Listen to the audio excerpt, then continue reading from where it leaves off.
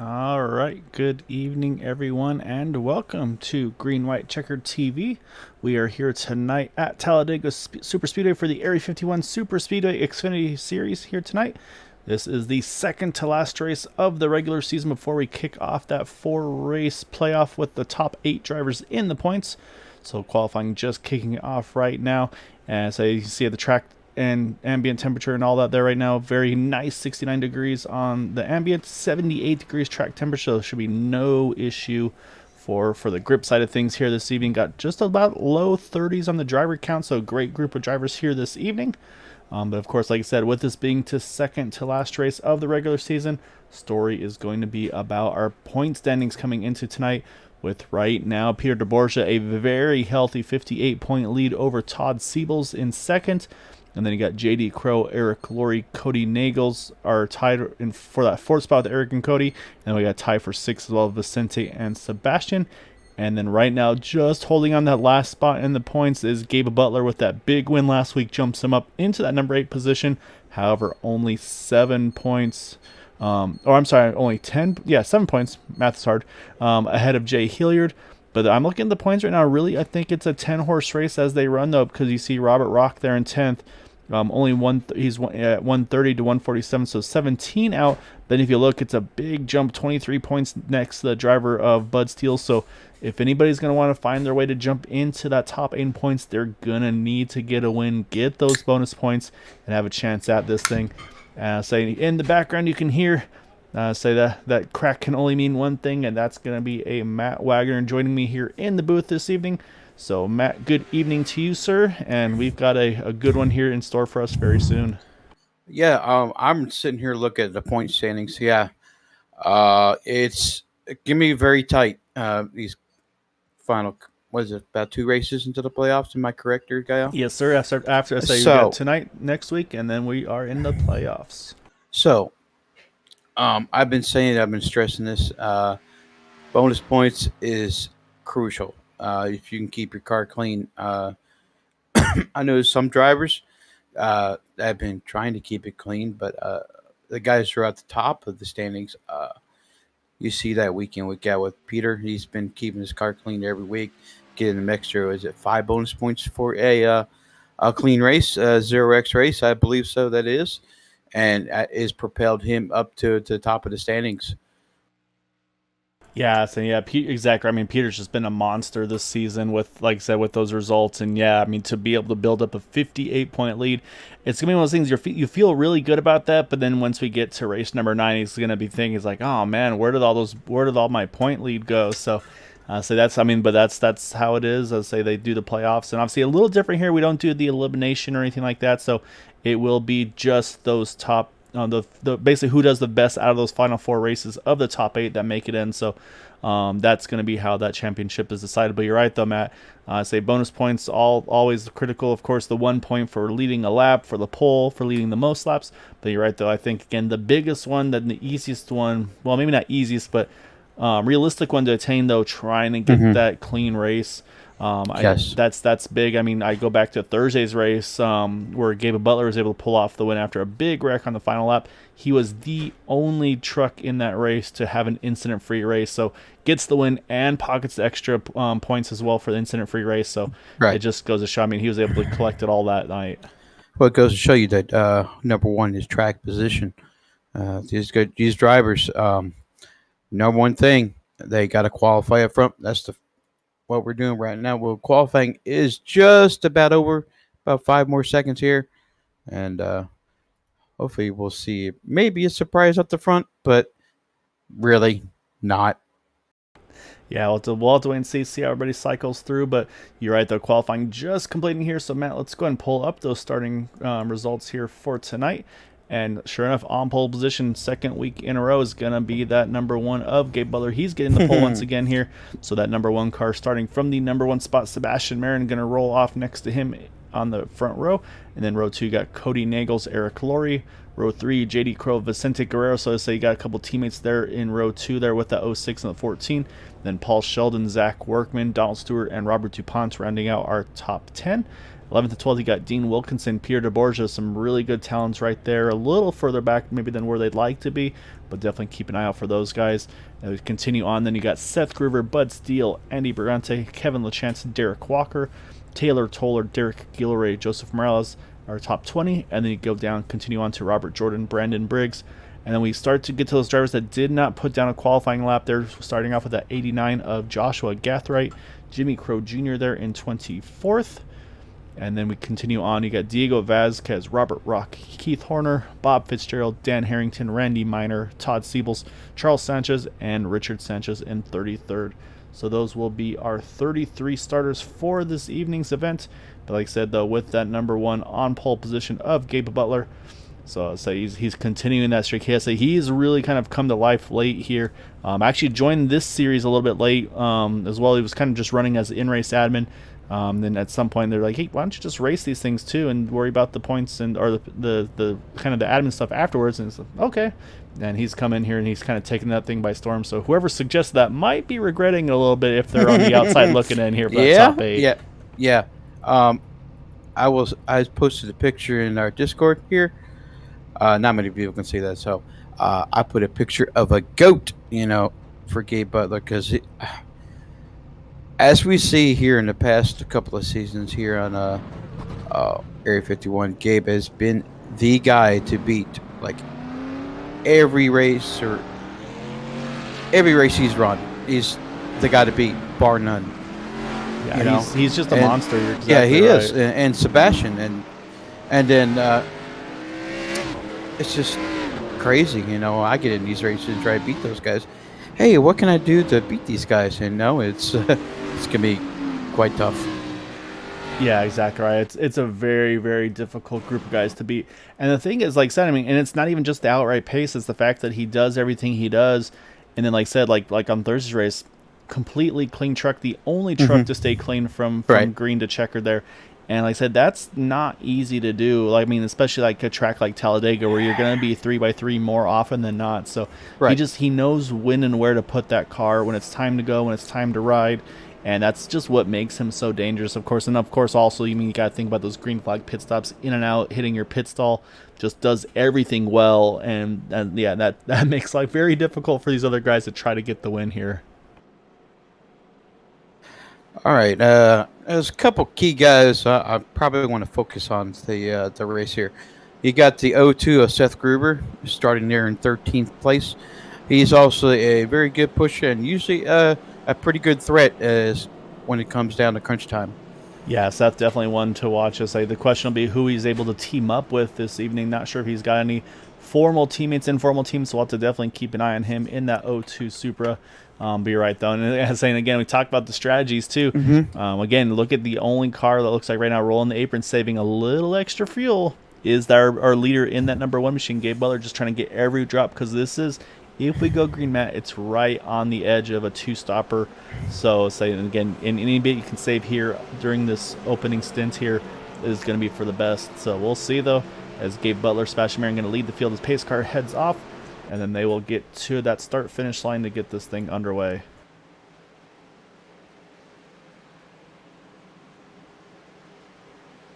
I see the Geico restart zone. Green flag is out. And we are down and away. 75 laps as always. Scheduled distance here. 1 fast repair. 3 attempts of a green-white checker. And a little slower start there for that number 1 car. Maybe trying to get the number 23 in. Or maybe just didn't quite get through the gears as he'd like to. But right now, let's say they're going to be pretty much dead heat here as they go through 1 and 2. I'll say Cody Nagel is going to do what he does best, and that's going to be to push that 1 car like there's no tomorrow. Oh, there's another thing I forgot to point out. iRacing has had the restart zone. So it's really great. I'm very, very happy that iRacing finally did that. Yeah, it's going to be fun to see how it applies to various leagues and races. I don't think it's in effect here yet with Area 51.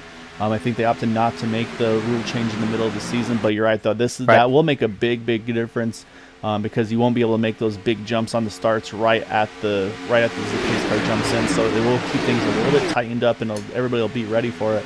But you can see right away, though, we talked about the qualifying spot, maybe not what the Pierre DeBorgia was looking for, but he's worked his way straight to the top, and he's got Bud Steele going with him, and they have already got themselves to the front row here with that one of the 23. I think I heard over the radio that Gabe's going to drop to the back. Yep, there he goes. There he goes. So he got his lap led now, exactly like you said, he's going right back to the plan. This is pretty much what he did on Thursday, so we'll see if he can maybe make magic happen twice in a row. But up front now, Sebastian Marin, he takes the point. He drops in front of Cody Nichols. Look at this. Look at this. The 41 car of Peter DeBorgia. He started 12th spot. Almost all the way, took the lead on the backstretch. That's just flat out just amazing. Yeah, so he was quick to get to the top, and he was quick to get help there. And you also see, we talk about Bud Steele, but also that 02 Seth Gruber you're mentioning, to watch him. He's found his way to the top. Say the two that haven't been able to get hooked up together right there in that second row. That's the 06 Cody Nichols, 14 of Vicente Guerrero. So you know they would love to get attached here at some point in this thing. But right now they stay kind of the ones to push these front pack. I see there JD Crow now. He's going to drop on back there. So yeah, so these guys kind of push a little early, then drop on back and kind of wait. And like I said, probably a little bit of fuel savings as well. So right now, let's say a lot of different strategies there. Ooh, a big move there, but Eric Laurie just cleared to Sebastian. He drops low there, entering 3 is now Eric going to continue to take over the lead of this one.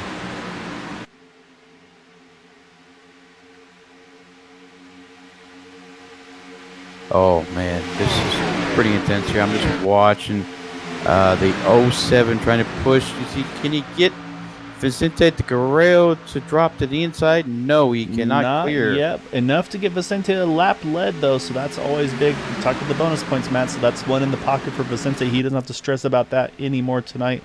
But yeah, was not able to clear the inside line.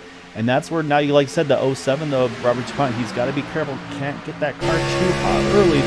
So he's got to make sure he can push as much as he can, but at some point he's going to have to let that motor cool off before that water and oil start to spike. So unfortunately, we won't be able to see it on our end, but at some point he'll see those gauges. They'll start flashing red, and that's your telltale. It's like, all right, I got to back it down a little bit, fine, just maybe either drop back a little bit, kind of offset a little bit, just do something to keep that engine and keep those temps under control. Yeah, he's already had one blown motor this season. It caused a huge mess, and we don't want that here. Hopefully he can maintain those temps. And that's the thing, is some of these guys, they are very good at doing exactly that, Matt. Just staying right on the tailgate of these guys. And then, well, I guess bumper in this case, tailgate on the Thursday trucks. But staying right on the back of these guys, but still somehow keeping those temps in control. So I'll say hopefully that's the case for Robert as well. But yeah, you're right, though. He is definitely trying to give Vicente everything he can handle. Try to clear that 071. Yep, there he goes. And that's the best. Oh, little bobble there by the 071 entry, but he hangs on to it. That's exactly what Robert DuPont needed, because now he gets all that fresh air on the front of that 07. He'll be able to get those temps right back into control.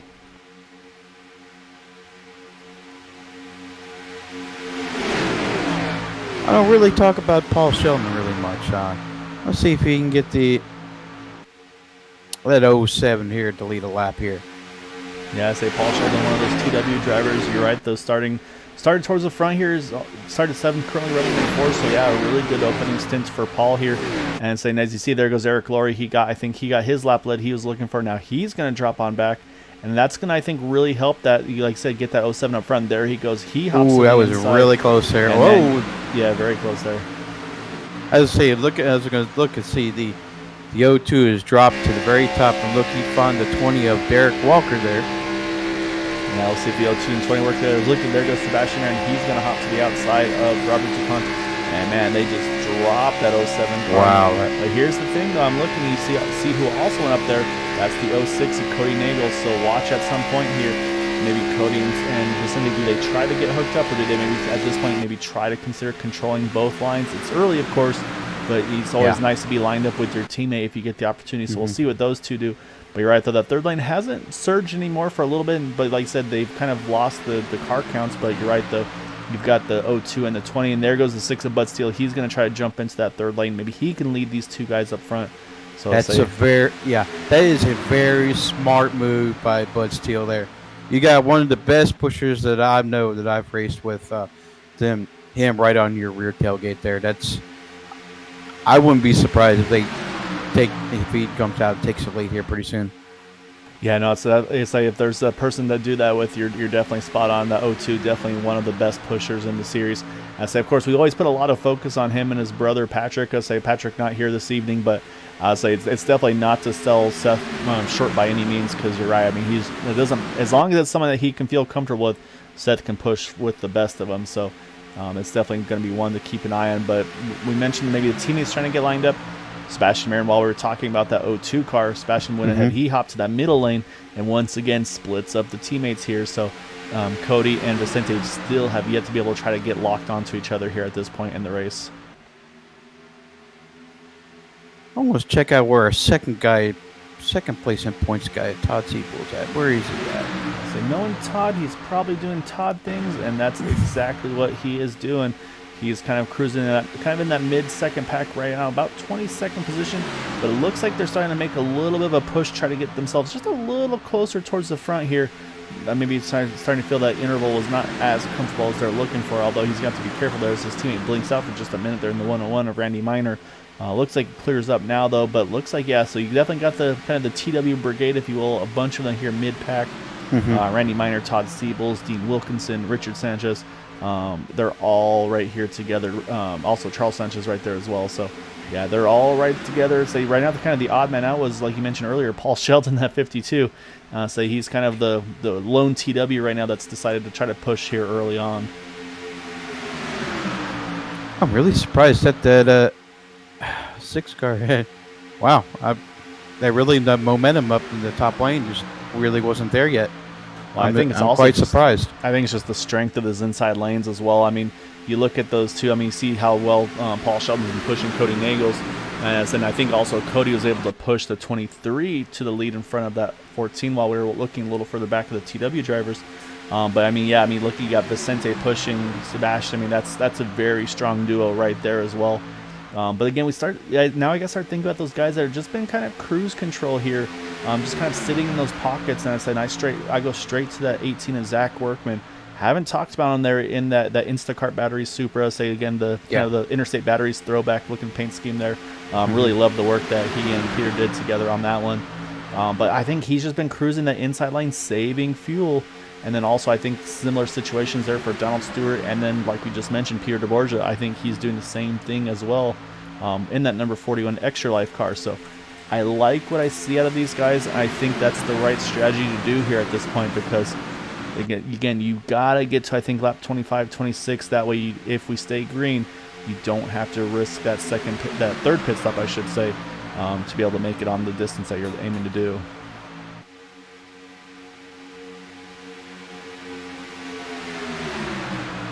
Yeah, so right now, though, it's like I said, a couple big movers here early on, of course. So we got to point to one of your favorites here that we always love to kind of peek and see where he's running on track, and that's that 37 of Keith Horner. Saying he is right now our highest climber, right around 17 spots gained roughly. Right now running the middle lane there behind Derek Walker. But I say right now he's getting about 17. Brandon Briggs also, he's up 12 positions in that 63 Raiders car on the outside lane. Saying you can see, a little bobble there from Cody Nagels, but able to keep it straight. Let's say he's starting to try to make that third lane go a little bit further himself. And then that 509 Ally machine of Charles Sanchez, he is up 16 spots into the 16th position as they run here. So those guys definitely making some big gains here early on in this first fuel run. Yeah, there goes that top lane. I was wondering when he just had to have a little bit of help and a little bit more cars up there, the more momentum. I get you there, Gaio. Yeah, saying it's just a little bobble on the inside too. It looked like for just a moment there with the 18 the 07, looked like there goes Cody Nagels. Actually, he's going to jump top, but look at that. As soon as he jumped top, the 02 Seth Gruber, he jumped to the bottom, or to the middle, I should say. So they're starting to split up a little bit more here. So kind of surprised to see that, but maybe Seth just felt like there wasn't the progress in that third lane he was hoping for. So maybe trying to push that middle lane forward, so then he can try to lead that group, maybe with that 06 behind him. So, what's it say? We got contact. No. We got save it. Oh, that's a big wreck here. So you can see a bunch of the field. They're all down the apron. I believe will most likely. Okay, there's the yellow. Yep, caution is out. And so you can see the rest of the field trying to sneak on through there. And I was saying, just as we're talking about that, he got to the middle, and that was unfortunately the wrong place to be. As you can see, the 07 involved there, the 02. 18, the 52, and that's going to be a big wreck to kick things off here, which will the one thing is this will definitely put everybody in the 2-stop window to make it to the end. Unfortunately, though, some drivers are going to have to burn those fast pairs early, Matt, so we'll go back. Let's take another look as we are now under yellow, unfortunately. Yeah, that was a little bit of bobble by the 52 there. That's just the pole there. That kind of triggered the whole thing, and just it's unfortunate. That's Yeah, you can already see the wreck already happening, so we'll back it up just a little more, get a better look. And you're right, it looks like it does kick off right around the 52 Paul Sheldon. Looks like just got a little squirrely really on exit of 2 here. You see he's really, really uptight there to the 06 as well of Cody Nagels. And then right there you see the initial contact. That's going to send him left across the path. Unfortunately for Robert DuPont, nothing he can do. There goes the 18 around as well. And then from here, it's just kind of that accordion effect. Just everybody's going to try to find somewhere to go. You see the 02, he makes a quick move. He tries to cut to the bottom, but unfortunately that's right in the path of where the rest of those guys are going. And look at Peter DeBorgia. Oh my goodness, I think just sneaks on through there. It looks like the 509 goes a little low. Yeah, they make contact as well at the very back there. But yeah, definitely a couple very close calls there. Big hit for Derek Guillory as well, unfortunately. And yeah, it looks like that 509 on Charles Sanchez. Didn't see him initially. He makes some pretty heavy contact to the inside wall as well. But I'm going to go back one more time here, Matt. As drivers are starting to hit pit road here. I want to watch one more time here. We're going to hop on board with that 41 of Peter DeBorgia because I think this may be one of some very impressive wreck points. We'll go to through speed here. Hey, I'm gonna join you. Oh man, that's I mean, he has it basically winds up almost missing 2 wrecks at once there. First the initial contact, and then that second one that unfortunately caught up the 02. So we'll jump back live here because pit stops have started to kick off. Do you mention Peter DeBorgia? He rolls through pit road here. He's going to go and get that bonus point for a lap led. Then he's going to be able to come back in the second time around. For those that made pit stops, teammates Cody Nagels, Vicente Guerrero, they are going to be the ones that will go ahead and restart this thing 1-2, unless, of course, they opt to do some pit strategy and top off as well. So, while we have a moment, Matt, why don't we talk to the avoidance master there? Oh God, I bet she a little bit of stains down his trousers. Yeah, so we're gonna find out. So Peter, is this pit stop is waited a lap? Was that for them to get a new pair of pants ready for you, or is that just to get that bonus point? Yeah, it was a little bit of both. I wasn't sure if anyone else was going to drive through, and then someone in my TeamSpeak or Discord there was just like, everybody's pitting, no one's going around. There's no one trying to get crazy with their pit strategy. So I just took the point out of it there, and luckily we still have 0 incidents somehow, even though that didn't look like that was going to be the case for a minute there. Yeah, it was basically 2 wrecks you had to avoid there. Obviously, the initial one cut to the apron, but then you see that second one where you have to then cut it back to the right to avoid it. So yeah, definitely some really good heads-up driving there, Peter. So yeah, like I said, and then we saw the strategy and saying something we've noticed before at Talladega, and I mean it's a perfect strategy to just kind of knock out that bonus point early. So we'll let you get back to your team, let you focus and hit that pit stop. But good luck the rest of the way, man. All right, thanks. All right, so that is our race leader for the moment, Peter Borgia. Our points leader, though, by a big margin coming into tonight. So, yeah, so we'll definitely see him drop in. To say the question will be, does anybody else top off with him? And, I mean, I don't think you do if you're Cody and Vicente because you're finally together. And sure enough, they stay out. So, J.D. Crow, he's going to pop in there with him. But, yeah, definitely not a lot of takers. So, you got a couple more mid-pack. They all start to kind of stroll in here a little bit, but I like the call though from there for Peter. Get that bonus point because he didn't get it earlier, so just kind of knock that one out, and then now be able to just kind of do his own race from here. But for everybody though, Matt, it's still going to be a 2-stop race no matter what to the end. So let's say the only thing this does do is it does take the question mark out of can anybody make it to the end on 2 stops. 2 stops, 25. So be the math is hard for me.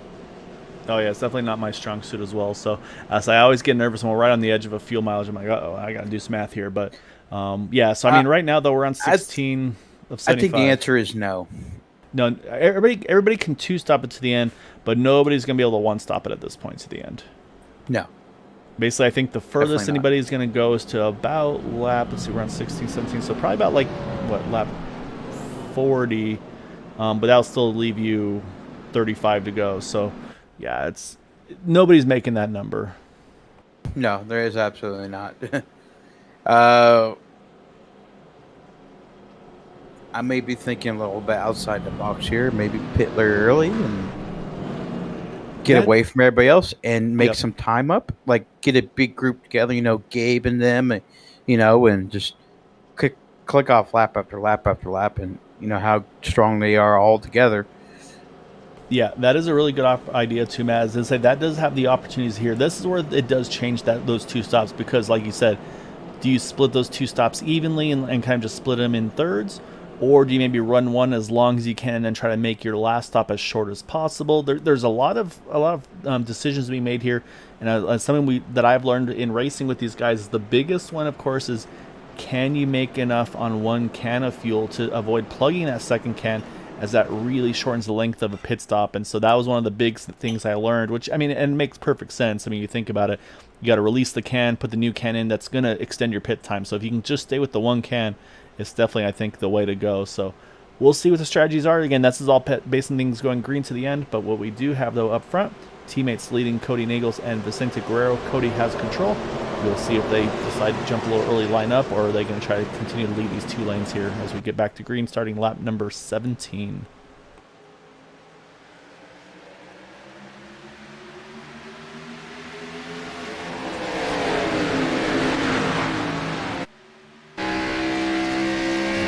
So good for that inside on. A great start for Cody. Sebastian right away locked onto him. We'll see. This is where I think Sebastian, he tries to break up the teams, but look at it, say, and there it is right there. Yep, Cody straight to the top, one. picks up Vicente. That's going to allow Sebastian lead this inside line. He's going to have help from Kevin LaChance. Haven't talked about Kevin so far tonight, as he's up 12 spots now, up into about that third or so position. So we'll see how things continue on here in the front of the field here. Also the 74, Robert Jordan, he's up 16 spots. So good opening stints for these guys as well here after that first set of pit stops. And really good stuff for them guys. Glad to see them up front. Did have a few drivers with some lengthier pit stops to fix damage. Keith Horner about 40 seconds long. About a minute 12 for Zach Workman, a minute 35 for Seth Gruber. So those are the guys trying to save that fast repair. I think, if I'm not mistaken, you look at the back of that 18 of Zach Workman, he had the whole TV panels gone from the back of that 18 car. But if he can hold a draft, that's all that matters. So, and it looks like he's holding on pretty stout right now in the 18. So that's going to be what you look to see. And you see actually a couple cars. You see the 37 Keith Horner. He's got some nose damage. The 07 Roberts Bont, his rear end is kind of center punch there as well. So definitely some cars with some lingering damage here up at the front of the field. So, but looks like so far all of them able to hang on to this main draft. Yeah, when I saw Zach's contact with the wall, all the hit was just the rear of the car, and they were able to fix that. Well, as long as your front nose is not really all that damaged, I wouldn't see when you take the fast repair. It's not really worth it. But the moment that nose is damaged, it's really going to affect your race. Yeah, I think, and that's what I think we look at right now. The 74 drifts up a little bit, almost to those 7. They still stay pointed right direction. That 37 though, Keith Horner, that's one that is the same thing. That he definitely has some decent nose damage. And I was just about to say he probably won't be the one you want to have leading a draft, leading the field. As soon as I was about to say it though, he jumps that third lane. He's going to try to make it happen, damage or not. So I felt like in 37, you probably want to be just staying in the draft and just trying to keep that in. Just kind of maintain the car and just try to keep it in one piece here. And I think that might be what's happening here is that 37 not able to make that big charge because of that nose damage, but looks like it's not going to be for a lack of effort here on Keith's part. Yeah, I don't think Seth realizes that he has front nose damage, but he's going to have some help. I mean, we've seen crazier things before. I mean, we've seen a green-white checkered finish where Eric Laurie, without a front flip on his car, is able to hang on to the main draft and get a podium finish. So, it's not all for loss here for these guys. And again, like I said, they still do have that fast repair. So, worst-case scenario, they do have the opportunity, should they choose to go ahead and get that taken care of. But I think the longer you can live with it, the longer you want to keep it. So, we'll have to keep an eye on them for sure here. It looks like the 46 of Derek Gilroy, he's just now rolling out of pit road. So I'm not sure if maybe either something went wrong, maybe had to take a tow or something along those lines. I'm almost wondering maybe the fast repair wasn't checked for him, and so he had to maybe go ahead and get that required repairs done manually before he could roll back on track. But unfortunately, he is going to be multiple laps down now in that 46 machine. Don't worry, Derek. You're not the only one who's done that before. Yeah, I've been there, done that myself. Yeah, unfortunately, you can go in the iRacing settings and turn it off, and when you forget to check it, it's a living nightmare. Yeah, you see the 46 rolling down on the apron, trying to get back up to speed. Another one I was watching just a moment ago was that 63 of Brandon Briggs. He was trying to work that third lane, and then just nobody decided to go with him, unfortunately. So that's always a tough one where you're like, okay, I'm making the move, I'm going to get myself up there, and then you don't get the help to go there, and that's dropped him now back into about the 20th position or so, roughly.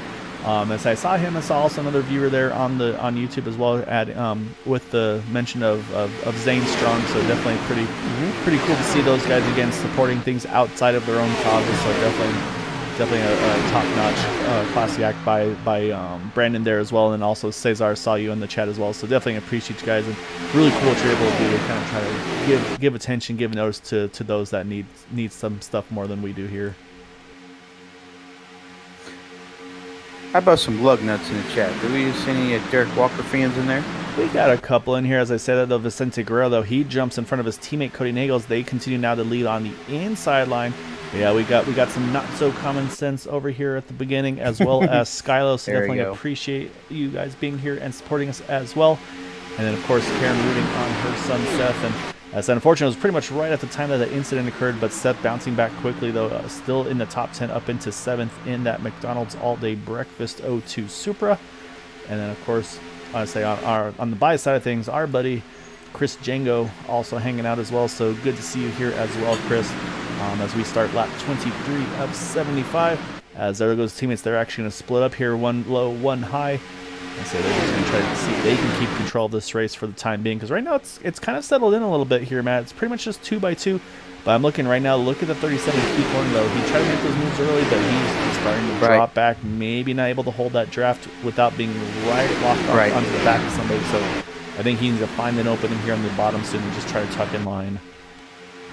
But them boys up front, they are really controlling this field. They are really trying to hold back the 6, and it's actually a really smart thing to do.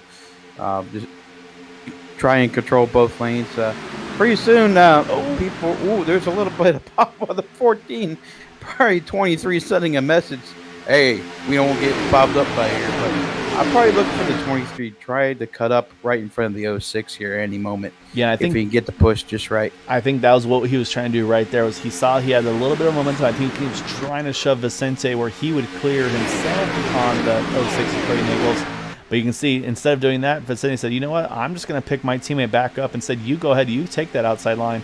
And I say, because, I mean, again, if you can get teammates lined up together, that's all the better for them. So that's going to now put Sebastian to the inside line, Vicente to the top, and now the 19 and the 06 going to be the pushers for those 2 rows. And here comes that 3rd row, starting to head back once again here. Now with the 02 of Seth Gruber leading it, and yet to give it up, though, that 37 Keith Horn, he decided, you know what, maybe I'm not the leader, maybe I'm the pusher. He's not giving up. He won't give up. So that's not in his vocabulary. And I also picked up a Dean Wilkinson. TW starting to creep themselves up a little bit further forward here. Dean up into the top 10. Randy Minor just 2 spots back. Richard Charles Sanchez, they're right up there now as well, just outside the top 10 as well. So I think they're starting to maybe start to creep up a little bit, try to start being ready to have that track position if and when they're ready for it. So we'll have to keep an eye on that. As I say that, though, Dean's going to drop low. There's his teammate just going by him in that 101. So yeah, so right now everybody's starting to make moves and try to get there. And also the 21, Andy Brigante, haven't talked about him tonight in that machine. Not. He is rolling right now in that top 10 in 7th here, that 4th car on that middle lane. Pretty good run by Andy. And so here's where things start to open up, Matt. We're on lap 26 now. Again, we talked about this being a 2-stop race. This would just about open the window to make it on the 2 stops to the end here. You make this stop now, make the 2nd stop right around lap number 50. However, these wouldn't account for any green-white checkered attempts. So I think still to play it safe, you want to go a little further if you're going to play it aggressive. pit window probably opens around this time next time by, somewhere in that window. So we might see some early takers here to maybe try to do that short pit strategy and, like I said, maybe get some teammates lined up together to make some big moves. Yeah. That was just a thought there. Maybe people might try it. And yeah, if I was running back and I had all my teammates right behind me, it's worth the gamble. You know, if you're running more up toward the front, at least you won't lose a lap. That's the big thing about here. Yeah, and that's going to be the strategies. And I think the thing is, if you're going to do it, again, I think you want to do it towards the front of the field, because right now, from Vicente Guerrero to Diego Vasquez, it's about 3.5 seconds. So, I mean, if you're pitting back here where Diego is, Paul Sheldon, you're basically pitting at a 3-second deficit to those leaders. So that's where I don't like that strategy. I think if you're going to do that early pit strategy, that move, you want to do it from the front here. So that'd be like a Sebastian Marin, Robert DuPont, Kevin LaChance, and those guys. That's where I would be making those moves. I would not be doing it if you're that 3+ seconds back, though. And saying that's, I think, where right now TW has the opportunity for that, Matt. You got the 55 right now. Yeah, he's third lane, but he's got teammates just to his inside, that 101 and the 510, the 509. So they're all together here. So those four could hit pit road early should they decide to. We got some big moves going up front, though. I think right now Sebastian is trying to find any way to keep those two teammates of Vicente and Cody away from each other. Going himself to the middle. They went to the third lane, still found a way to clear him. Now it's giving Kevin a chance to get a lap lead in that number 19 car. I wasn't going for it, and then I heard it, and I was like, yep, we're doing it. All right. Wow. I mean, look at 23. Yeah, he's going third lane. He's going to pick up that Seth Gruber. So again, you talk about a good pusher, and that's definitely one to watch. So again, I'm saying that's what these guys are doing. They know that this is what they got to do to try to stop these guys from controlling. I think they've had enough. They say, you know what, Sebastian, you've controlled enough of these races. We're going to start to step up our game here a little bit more, and we're not just going to ride that yellow line. We're going to go where we think the momentum is, where we need to be to make our best chance to win these races.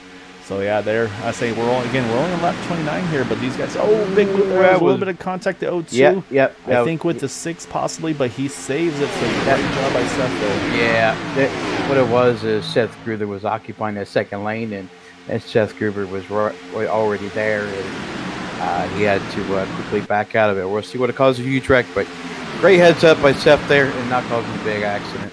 Yeah, unfortunately for Seth, that does cost him a bunch of track position, now falling to about the 15th spot. So it looks like the car, though, not really worse for wear, so I think he should hopefully be able to get away with it pretty well. But yeah, definitely a shot, though, on the point side of things, though, unfortunately. Or I should say standings at the side as things currently stand. But again, right now, still plenty of racing to go. As currently right now, we got a big wreck in the backstretch here, the 39 around. Continue to look a little further back. We stayed green for the moment. Nope, caution is now out. Bob Fitzgerald was involved. I think I saw Jimmy Crow Jr. as well. And so, yeah, so we've got a yellow here down the middle of the back. So that's going to bring things back to slower pace. I say we'll try to see who all was involved in there.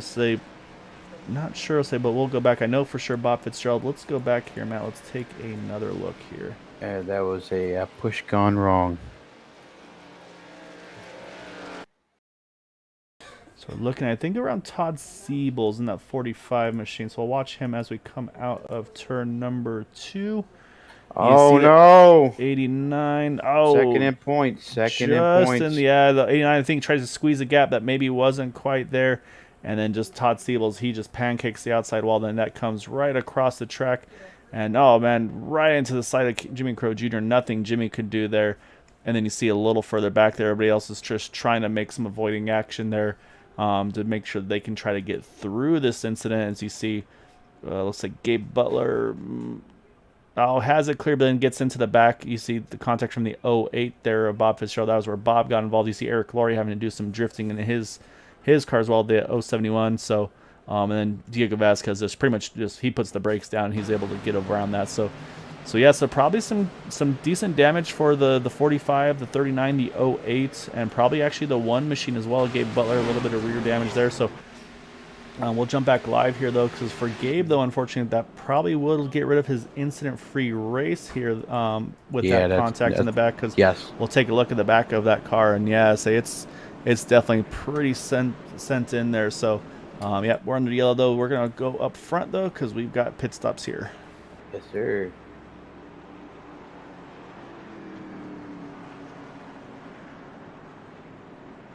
Kind of interesting what they do. I think they took fuel only last time. They might take right sides only. I'll be doing that if I was pitting.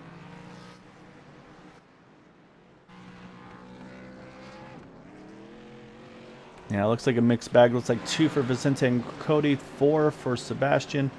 It looks like, I believe Joseph Morales is actually, I think he had just pitted there before the yellow came out. So we'll see where Joseph lines up here, but because he actually decided to stay out, which honestly not a bad call here. This is pretty good for him, I feel like, because he's only going to be 2 laps different than the leaders here. So we'll keep an eye on that one. And then looking at pit stop times, it looks like a couple lengthier pit stops. We mentioned, of course, the one that Gabe Butler. We saw him get hit from behind there, so he's getting a little bit of a lengthier stop on his end. Seth Gruber, I think, getting some more damages repaired to that 0-2. And then also looks like possibly Diego Vasquez, yeah, just rolling out now there. And then, yeah, so that's pretty much, those are the main ones here. I think Bob Fitzgerald, I believe, most likely taking a fast repair in that one as well. So that should pretty much complete those green flag pit stops here. And then Lucky Dog, I believe, went to Derek Gilray again. He was unfortunately had some earlier issues. So he's just trying to basically kind of stretch this thing out and go as far as he can as he's on pit road. But again, unfortunately, still numerous laps down. But definitely want to applaud him for kind of just sticking with it and going after it. And I've always just been biased, but loving the paint schemes that he is always able to put together. He's got obviously the Super Flow Racing paint scheme here. So he's also got a really nice Derek Cope throwback paint scheme on the Next Gen series on Monday nights. So it's just, I'd say his the stuff he can do is really good. A lot of good originality out of that number, that 46.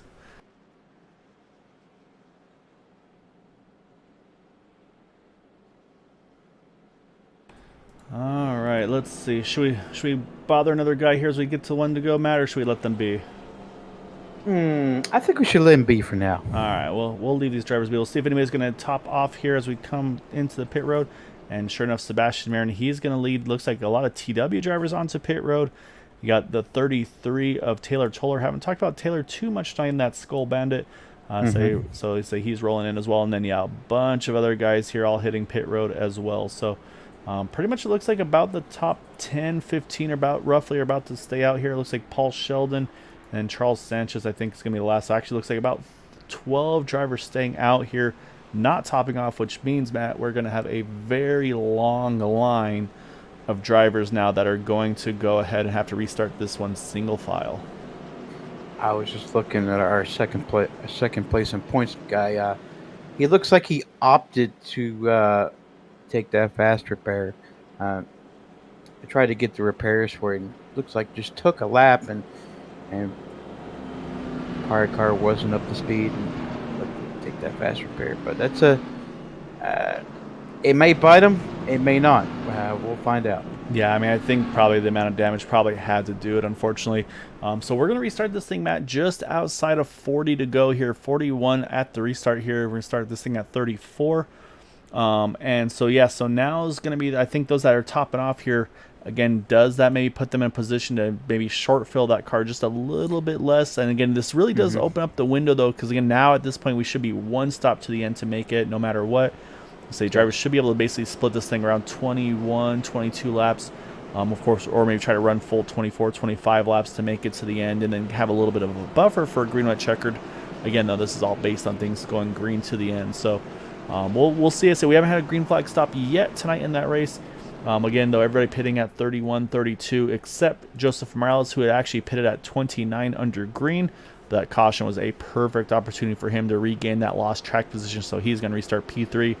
Just only a 2-lap difference on fuel for him, so he should, I think, be in a pretty good spot here to still cycle around with the leaders once we get to that pit stop window. Yeah, we've seen this a lot from Joseph.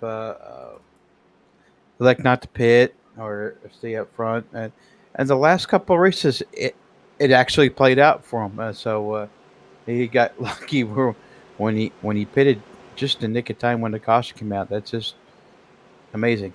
Yes, I mean, you never know if and when they can happen, and yeah, if you time it right, it's you look like a genius. So we'll see if it works out here for him. Still lots of racing to go. But like we mentioned, though, that inside line, though, Vicente Guerrero outside Cody Nagel's teammates on that front row. And we got a long single file line behind them. So that's, again, they got to get through the gears quickly to make sure they don't lose this draft as we get back to green here, starting lap number 34. I'm never that lucky guy. You gotta go to the Joseph Morales School of Strategy, it sounds like, Matt. But right now, though, teammates, they get side by side once again. You got the 60 pushing the 14, you got the 6 pushing the 06 as they head back down the back stretch. Look back there, the 70-20. Oh, they killed the run. They had a huge head of steam. They probably could have took that third lane and probably passed the 6. Yeah, I probably didn't want to make too big of a move too early as of yet. But also, again, the 74, Robert Jordan, he's having a really solid race there as well. Second car on the outside line as the teammates actually, as you can see, yeah, they got lined back up once again on the inside here. But yeah, we'll see at what point do we maybe see someone try to peek to that third line. So take a closer look at that 37 of Keith Horner. Curious to see, did he fix that damage on the nose? It looks like still a little crinkle, so I think he's still saving that fast repair as well. So that's a smart move. But right now, though, I'm going to say advantage probably goes to the 06 and the 14 because, again, their teammates, they can draft very well with one another. And then you got some drivers that haven't probably worked together very often so far this season, like the 674.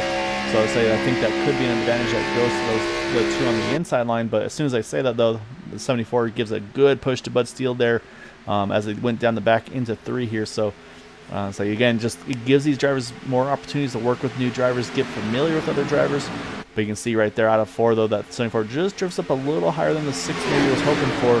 So it's not a lot, but it will cost him maybe a half a tenth or so and just makes Bud have to work that little extra. But at the line, give that lap to Bud Steele.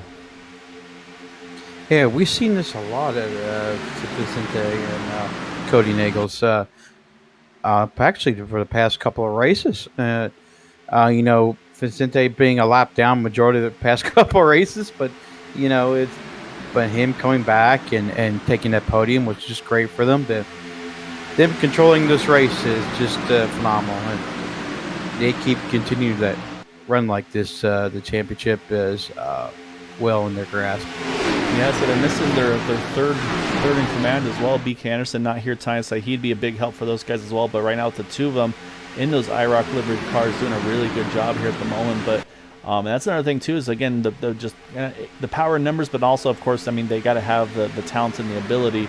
And we definitely see that out of that 06 and 14. They've got a really solid group of the two that they have tonight, and 3 more often than not. So, but right now, though, yeah, the outside line is just not staying very well organized. So I think they're just not quite on the same page completely yet. And that's exactly what I was going to say, is this might open up that third lane there and saw Brandon Briggs. He popped up there. Derek Walker had the same idea. They're going to try to see if they can get that third lane before him once again. Yeah, I noticed that Mr. 3 Wide just made his way up there, and not a little help. They're going to need a lot more than that. Yeah, so still a little nose damage out 37, so I still don't feel the most confident about having Keith Horner lead that third lane, so I think he needs to be a pusher. But, I mean, again, if you know Keith, you know it's not going to be for a lack of effort, so at this point he's going to keep trying. Right now, though, Cody and Vicente kind of feels like they've kind of got this in control as they run. Again, still lots of racing to go. Still at least one more green flag pit stop to go in this thing. So I'll say it's still a lot left to play for. So I'm sure they like where they're at right now, but they know there's a lot more work to come still. Yeah, that's true. Though, leading that third lane, Matt. Yeah, I was just looking at who slid right in front of Keith Horner there. That's the 02 Seth Gruber. Them two make a very good combination to run that high lane. Yeah, so you can see the nose of that 02 looks pretty clean as well. So I think that's going to be the guy you want to be leading this outside line. As they're all starting to squeeze each other. No! Contact. Oh my God. We got a big one here in the front stretch. Vicente gets hit as well. And we are under yellows. We've got a huge one here in the trial with the 37 involved. Bud Steele involved in that 6 car. You see everybody else just trying to slow down and get through unscathed here. But yeah, unfortunately, a big hit for a handful of those guys, notably the 37 there. I think Joseph Morales, unfortunately, as well. So It's going to put us back under yellow, unfortunately. We'll go and take a look once again and say, based on where it happened, I'm going to say probably contact to the 6 of Bud Steele. And at that point, it was pretty much just in the path of the field. So let's go back here one more time, though, and let's take a look, Matt. That was another push gone wrong, Guile. Yeah, that's unfortunate, kind of what it was looking like. So let's go find that 6 of Bud Steele. We will take a look from his point of view as they come out of turn number 4, and we'll slow it down. Actually, we'll slow it down just a second later here. So we're talking about the beginning squeeze, and right there, we saw the 74 drift up a little bit. He tried to react to it, try to cut back down, but at that point, he was already next to the 6 of Bud Steele. And then that was where the 6, then he just gets hooked. And at that point, it's just everybody's just trying to find anywhere and everywhere to go. Vicente Guerrero was feeling good, and then he gets hooked to the right rear. He takes a huge shot into the outside wall as well. And then you see Keith Horner there as well into the 509, the 74. And then you see everybody else just trying to see if they can find any and every way to get through. And actually, I'm watching Dan Harrington. He might be one to watch on this incident here, Matt, because I think we've got our second very talented wreck avoider here. But let's not jump too soon, because there goes Vicente, and he still gets through it after all that. Wow. It has to touch the grass a little bit, and yeah, we're gonna do the same thing, Matt. We saw it with a little earlier with the number 41 of Peter DeBorgia. Let's do a Dan Harrington on board here, and let's watch what he was able to sort himself through here.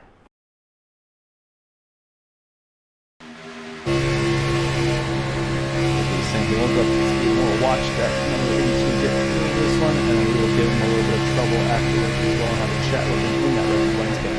So we'll take kickoff right here.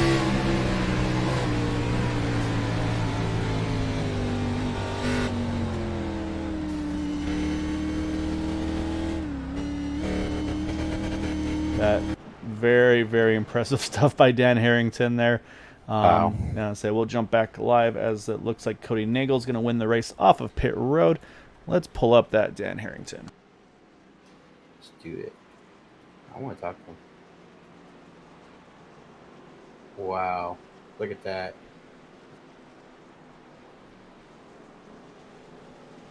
Did you find? All right, Dan, we're pulling you on in over here because we were bragging about Peter DeBorge's wreck avoidance on that first yellow, I believe it was. I don't know, you may have one-upped him on yours there as well. That was some very good squeezing through the middle, and then it looks like everything's good, and then here comes the Vicente Guerrero, I believe it was. He comes right across your nose. You have to cut straight left almost into the grass to avoid him. I mean, was that kind of okay, I got it clear, and then it's like, oh crap, here comes one more car? I mean, take us through that, your point of view. Oh man, I was sweating bullets. I just made the comment to my teammate where it's like, where I'm at right now, if there's a wreck, I am done. And then it just immediately kicked off as soon as I got done saying that. So I was already a little bit on edge, ready for it, and then everything just kind of parted where it needed to part, and then it was just like I was all eyes on that sideways green car as I was trying to get by. Yeah, I mean that was just really, really well done to avoid that one, man. So you keep that thing to live to fight another day. And I mean, I know you and Derek Walker are working together. Do you guys have a kind of a game plan strategy for that you've kind of had through the start of this race, or is it just kind of ebb and flowing based on, of course, kind of the cautions and all that, or kind of how have you been doing this one? I always kind of play it by ear through the main part of the race, and it's usually once we get down to that, that 15 to 10 left to go where we really start trying to make moves and stuff. I've been finding it really easy to move through the field tonight. I did move back to give him a hand because he was complaining that no one was helping him out with the rear end damage. Well, so we got the one to go, but car looks still pretty good. Maybe a little bit of a shot on the back there, but looks like it should be doing all right there. And I caught the sponsor and I already blinked on it there. It looks like was that Transmissions Podcast, I believe. Yeah, Transmissions Podcast. They talk about Transformers, collecting, media, stuff like that. It's a good-looking paint scheme, sir. So good luck the rest of the way, and hopefully we'll get a top 3 interview with you here shortly. Thank you. Look forward to it. All right, Matt. That is that 82 of Dan Harrington right now, just outside the top 10. His teammate Derek Walker sitting in the 6th position there. So again, Matt, those pit strategy wise and all that, we still have one more stop to go here. We're going to restart this thing with 34 to go. So this is now, there's a big window of when you can and maybe want to make that final pit stop here.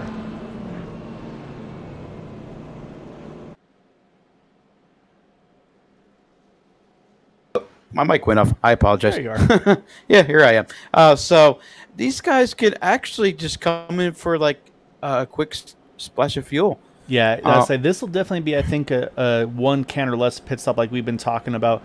Do need to mention, unfortunately, it looks like Derek Guillory and Keith Horner have both retired, unfortunately. Some very lengthy pit stops for some of those other drivers like Brandon Briggs, Charles Sanchez, as well as Joshua Gathright in the 89. So you can already see, look at Peter DeBorgia. He's rolling the apron here, trying to save a little bit of fuel in that 41 car. Again, I think these guys want to try to make that last pit stop as short as they can. But like I said, the question now is, Matt, when do they come in? They could pit as early as in about 10 laps. I think 15 to be safe. Of course, then they could go all the way to about 10 to go as well. So a lot of options for these guys. But up front, though, you're going to have Cody Nagel, Seth Gruber now back up there as well in the 02. As we're going to get back to green here, Matt, with 34 to go. Those two are in the same chat room together. So we got some extra teamwork now with that 02 and 06. Yes, sir. And they'll be anxiously awaiting the return of that 14 of Vicente Guerrero, who was we're talking about, he's had a good race, hasn't had to kind of crawl back from the back. Now he's going to have to do that. And I mean, if there's somebody who's had recovery drivers all season, it's been Vicente. So yes, he can has. Make it happen one more time here. Yeah, he's been absolutely phenomenal on making everything from bad to good, but we'll see him up here toward the front, toward the very end. Yeah, so I think, as long as he can keep that thing clean. And that's the thing is, again, who has fast repairs left, who does not. But man, look at up front though, Bud Steele just pushing Seth Gruber, but not quite enough to clear, so they stay 2x2. On the inside, you've got the 07 pushing that 06, that 18. Look at that third place car, Matt, Zach Workman. We're going to hop on board with Derek Walker, and we'll look out the back, because look at what he's going to see here. And there's going to be no rear TV panel on the back of that 18 car, but that thing is still holding on nicely to the draft. That probably makes Derek a little nervous about pushing that 18, because you just don't know how it's going to react. It actually looks like Derek actually might be even maybe lingering a little bit of left front damage out of that 20 car as well. Just that left front corner looks like a little bit of a crinkle there, a little bit on the back end as well, centered punch, but I'll say both these guys, I'll say, limping along with that damage and holding on nicely to that draft. I know we haven't really talked much about Bud Steele, but he's been running up front all race long.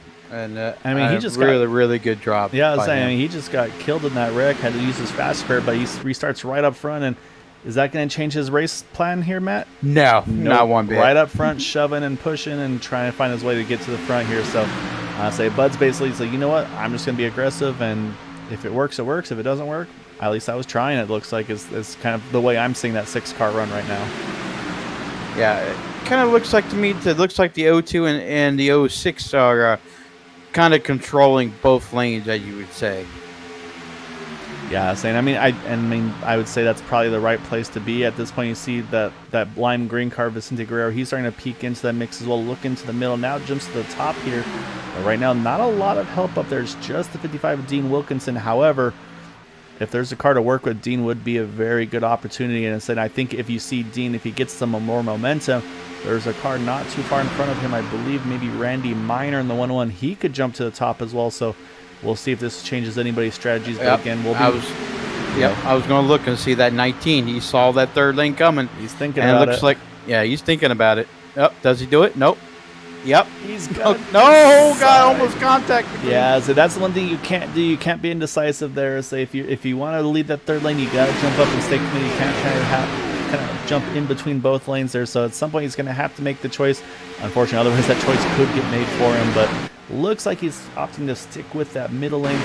But we do have those. Unfortunately, they're about to come up with a pretty big head of steam on that 74 of Robert Jordan. To say, unfortunately, he's involved in that incident. He's down a fair bit off the pace. So so most likely we'll see him drop to the apron once they get to them, but that's always one of those points, Matt, where we kind of just grab a little bit tighter and make sure everybody's going to get through okay. So hopefully they get through that 74. And yep, there he is down to the apron here as they head into turn number 1. Look at that run on that outside. That's just 2 cars as well, but yeah, they are working it right now. And you'd think with that momentum that would bring some more attention and more help up for like the 101, but so far everybody's staying pretty content to that middle and inside lanes. But yeah, wouldn't be surprised if at some point we see someone else jump up there. I say we got 30 to go here though, Matt.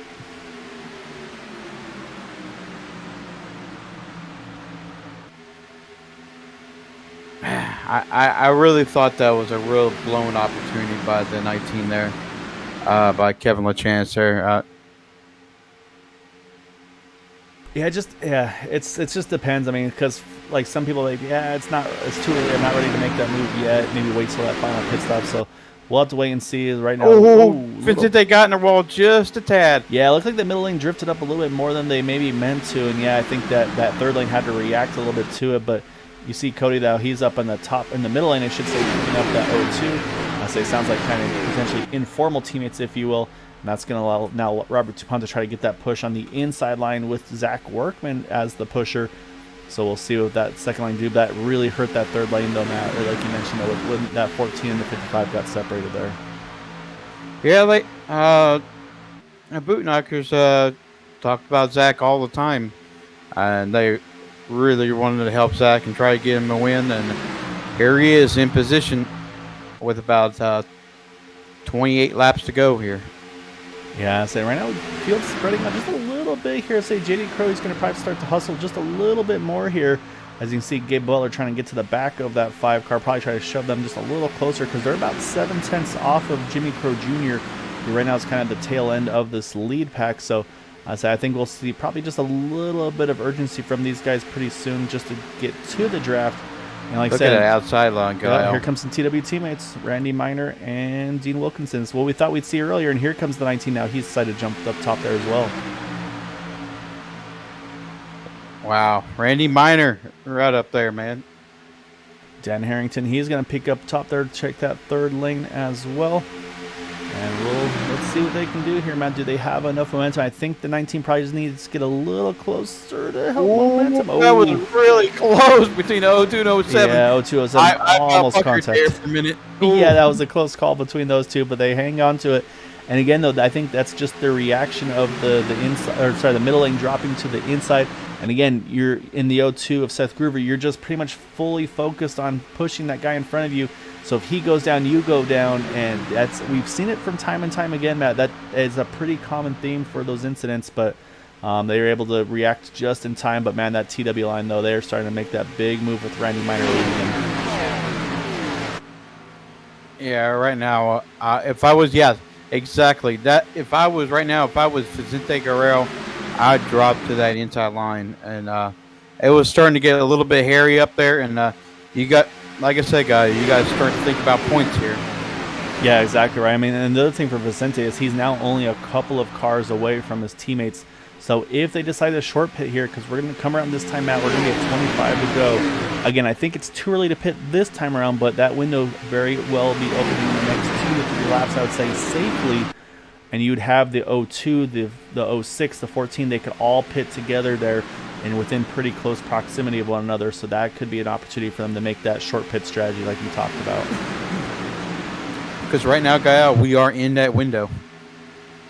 Yeah, I think, to me, I'd say I would wait at least another 2 laps. I think 25 is stretching it. I think you want to be able to, say, if you take any IndyCar terms, if you will, so you want to be able to make it to the end running full rich. You don't have to worry about saving fuel, drafting, anything like that. You want to be able to be, if you're leading the field, you want to be able to keep that foot to the floor with no concerns of if you can make it to the end. So that's where I would base my field numbers on. So we'll see what these guys do. And of course, but again, with this being the Cup Series, or I should say the NASCAR style race, they do have the 3 green light checkered attempts. So does that come into play on the strategy as well? So that would be the other question mark, Matt. I think then you'd want to go to at least maybe 20 to go, just to have enough fuel as the earliest point to jump in to hit pit road for that final stop.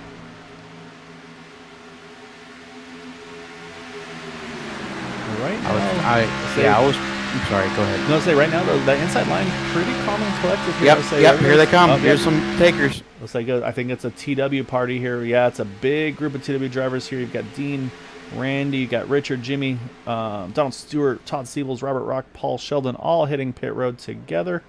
So this is going to be about, it looks like about 10 cars roughly here hitting pit road. And this is the aggressive call here, Matt. They're pitting at 24 to go, so this puts no green white checkers into effect. They just wanted to get off sequence with the field and then let them just basically push each other as hard as they can to give themselves the best chance, maybe try to separate themselves from the rest of the field. So it's all about that in and out lap for these guys. Paul Sheldon, I think, got caught speeding. Yeah, it's a lengthy stop for 52, so he might be one that's left out. Everybody else about a 6-second stop, so yeah, unfortunately for Paul, he's not going to be in that mix right now. But here's the reaction. We've got a few drivers coming back in as well. I believe that's the 18 of Zach Workman. Oh, that may be a little hot. We'll have to see from the 18, the 23, the 41. So it looks like a lot of the boot knockers, they're in here as well. You're right. He got caught speeding. Zach got it. Oh, that's a tough one for the 18. Was in a good spot, so he's going to be in the same boat as Paul Sheldon here as the leaders continue to stay out, though. So right now we've got, again, the window open. We have some tickers. We got some going a little longer. I think the next group we're going to have to keep an eye on, though, is that 02, the 06, and the 14 to see when they decide to jump in. Tough break for the 18. He's been running up front pretty much the whole time, and was an innocent victim of that previous caution, and just all rounds. Here comes a few more on in. The 02, the 06, I think the 07 I saw in there. And yeah, so it looks like about 5 or 6 more here coming in. It looks like, again, just touches the grass. He's able to hang on to it, though. So this is going to give us another big group of cars here. You got Derek Walker and Dan Harrington in that mix as well. So this should be leaving just now 3 drivers yet to pit here, Matt. And this is where I get nervous. I feel like maybe going a little bit too far on fuel here. You got Bud Steele, Andy Brigante, and Kevin LaChances. It's just 3 of them now. What Bud does have going for his favor, though, here, Matt, is if you look in front, he's got a group of cars. He can steal their draft a little bit, gain a little bit of extra speed, but I think he needs to probably react this time. I think he probably has to hit pit road here this time around. Yeah, I think he's hauling over it. He's pitting. Yeah, here he comes. And here they come. So this will complete our cycle of pit stops. So everybody opted to go early, Matt. So once those first guys came in, everybody else said, you know what, I don't want to risk it. We're going to jump in with them. So that will complete the cycle. And right now, we'll see how everybody builds up speed. But right now, Cody Nagel's showing as our race leader. And we'll see if they can hold that. And the answer is going to be no, because look at this. Here comes Sebastian Marin with Peter DeBorgia and just blows. Wow, they just blow everybody's doors off. Wow. They just went. Hey, look, they're going 10 miles an hour faster there. So they're going to cycle back to 1-2 here up front. I said we haven't talked about Peter too much up front tonight other than his wreck avoidance and his pit strategy. Now they're ready to take control of this race here. And you can see just coming up pit road there, you saw Bud Steele, Matt. I say this is their hope here. I think they just need to be able to try to tag onto the back of the draft. Yeah, they're going to lose a whole bunch of track position. That's it's like you said, Gael. Them staying out that one lap, it's going to cost them about 10 to 15 spots at least. We got the 52. He had to make a decision. He had to back up. Is he going to go to the apron? He's going to go to the apron, and he's able to drift back up there.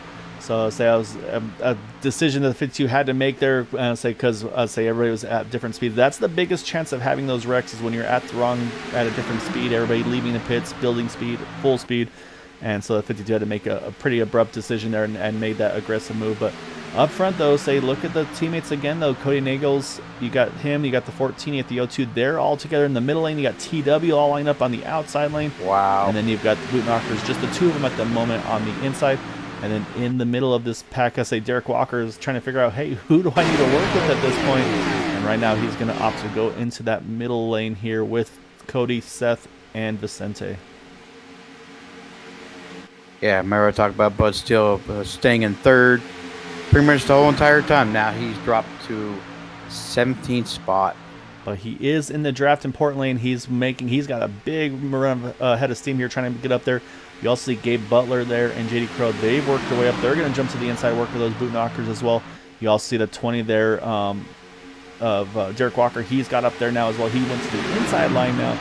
So, yeah, so right now it's pretty much, like I said, you got pretty much teammates running all 3 lanes here in the middle. So we talked about those teammates. We got boot knockers on the inside, TW on the outside.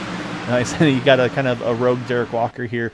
Doesn't have the teammate Dan Harrington around, and look at there's a big move there by Sebastian Mayer, and he's going to try to do exactly what we saw Cody do earlier, try to control both lanes there. Went from the bottom to the middle as soon as he got that opportunity. Look at that TW brigade up very up top. Everybody's pushing really hard here, Matt. Again, we still have 19 to go, so I'll say the question now is, can these guys run as hard as they are for 19 more laps? So it's like I said, I mean, at this point, fuel's out the window. They know they have what they have to the checkered flag. If we get a late yellow, though, that's where the question mark starts to come into play. Who put how much fuel in? Can anybody go extra distance or not? Like I said, I think TW, I think they have their thing set up for going just to the checkered flag and nothing more. If we don't see a yellow, I will be shocked. Yeah. The way these boys are racing right now, there is no give and take. Just take. Yeah, there's a lot of taking happening right now and a lot of aggressive pushing and shoving. We do have, Matt, as we still have 20 drivers on the lead pack right here, from Peter DeBorgia, Sebastian Marin back to Randy Miner in the 101. Unfortunately, Robert Duponte has just fallen off the pack of the draft there, and he has nobody until another 10 seconds back to Joseph Morales and Joshua Gathright. So oh man, it's just, that's a heartbreaker for Robert, because he was so close to not losing the draft, but unfortunately it looks like he's going to fall off that pack. So that's going to leave us 20 as we run here. But right now, that's another driver we haven't talked about, not part of the TW crew, though, is that 39 of Jimmy Crow Jr. He's right up there as well, a third car on the outside. So he's in the mix here as well. And yeah, just looking at the field here, it's pretty much a lot of the guys that we've seen up front at one point or another in this race. They've all nailed their final pit stops. And as I'm looking at the pit stop time, Matt, everybody in the 6 to 7 second range of time on pit road. So definitely fuel only for all those guys.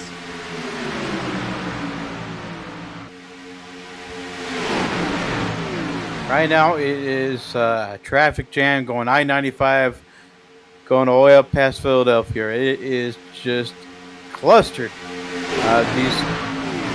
Wow. I mean, what the Vicente and what the O2 of and the 06. Oh, never mind. We got big wreck. Yeah, Bud Steele involved. Caution is out, and once again, unfortunately, Bud involved, and we'll see if that car is repairable or not, but that might be the end of his evening, unfortunately. We'll take a look, as it looks like, I believe there's only one other car involved. I'm not sure who it was, but we'll go back and take a look.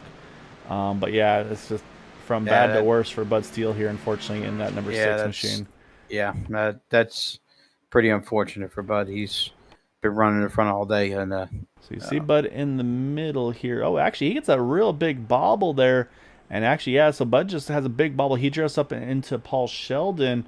And yeah, unfortunately, I say so. Yeah, not sure what happened to Bud there, but yeah, that car just got real loose on him. As you see also there, Paul Sheldon. And oh man, look at that 78 car just sneaking through the middle of those two. And then it looks like, so yeah, it looks like pretty much after all that, just going to be pretty much a 2-car incident here, Matt. So that should say it shouldn't be too much trouble for them. We'll see how much damage Paul Sheldon has in that number 52 machine. But this will be a break for somebody who was trapped a lap down here. So not sure exactly who was a lap or more down here, as we'll get back to live. Actually, Paul Sheldon was one of those drivers involved. So with that being said, he probably will be won't be eligible for it, which I believe would then bring it to who we just talked about earlier. That speeding penalty brings Zach Workman right back into this potentially in that 18 car. Yeah, that's a huge break for Zach. So we'll keep an eye on that. As you see, Field has caught the pace car. Now, do we see any takers on pit road here, Matt, to just basically have enough for green-white checkers? Or is it going to be all about track position here? And I think up front, we know what that answer is because they're already kind of showing it. And I think probably about mid-pack or so, we'll start to see some takers. And yeah, here goes Vicente Guerrero. He's going to be the first, but one of the few. So not a lot of takers going with him here. So looks like everybody's thinking, you know what? I'm not worrying about fuel at this point. We want that track position. And of course, I'm getting some damage repairs done to their cars. So let's jump over to that 18 though and see if he indeed does get that wave by. And then if so, we'll step away for just a moment.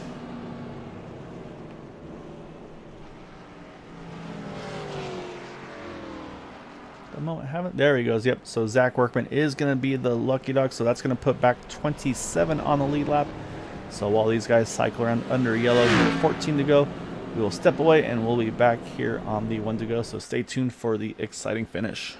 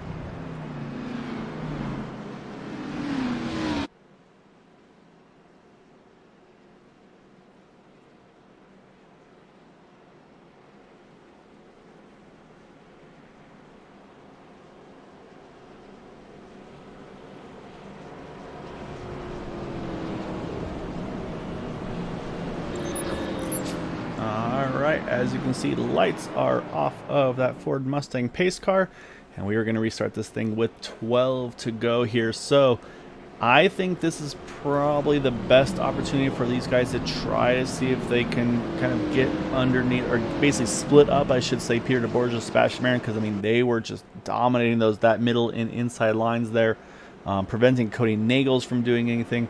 So yeah, so I think this is a good opportunity for the field to try to make something happen on these two up front if they want to try to kind of break up that stranglehold that they've had since that final pit stop.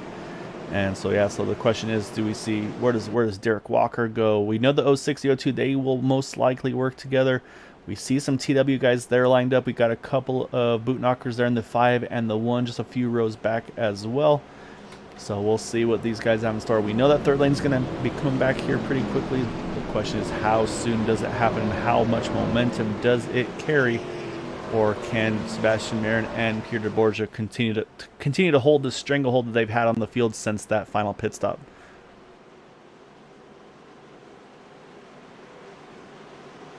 So that pace car is going to make that sharp left onto pit road as we come through the tri-oval. And again, 23 has control of this restart. He can opt to go as early or late should he choose.